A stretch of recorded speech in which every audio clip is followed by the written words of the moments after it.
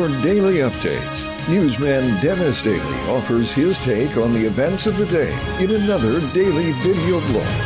Hi, and thanks again, everybody. This is an off-ramp sign in Victorville, California that signals the way to get to the Roy Rogers Dale Evans Museum. But I'm afraid if you take the off-ramp and head to the Roy Rogers Museum, you won't be able to find it here in Victorville. It was moved years ago to Branson, Missouri, and the property on which it sat was pretty valuable, very near the interstate, and now there's a huge shopping mall here.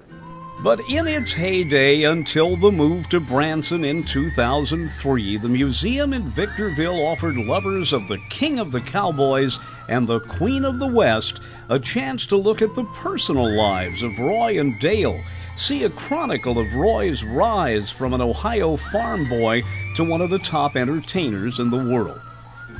As we saw when Roy was honored on This Is Your Life, the family never threw anything away, enhancing the museum, including the old Dodge car in which the family drove west. Roy, hang on to your boots, because they're all here again. Look at here.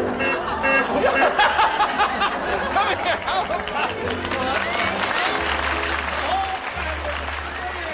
Rising from struggling radio singer in various country western groups, Roy Rogers eventually got some bit parts in westerns. By the end of World War II, he and Dale, whom he had married after the death of his first wife, were riding a huge wave of audience approval. Movies, radio, and television were the vehicles that made them famous. On a tour of the museum in 2001, I talked with Roy's son Dusty about the incredible merchandising ties Roy and Dale had with various companies. Dad had over 400 products on the market at one time, and all of those products were sent to us. Any kind of clothing item, a toy item, breakfast food, everything all came to us to try out. So, it wasn't an exaggeration. We had Roy Rogers everything when we were kids. Is there anyone my age who did not own at least a Roy Rogers cap gun at one time? I would think not.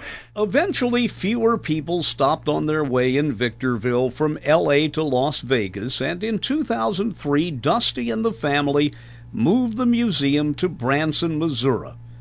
Finally, in 2009, that museum was closed. The memorabilia of two incredible careers was auctioned off.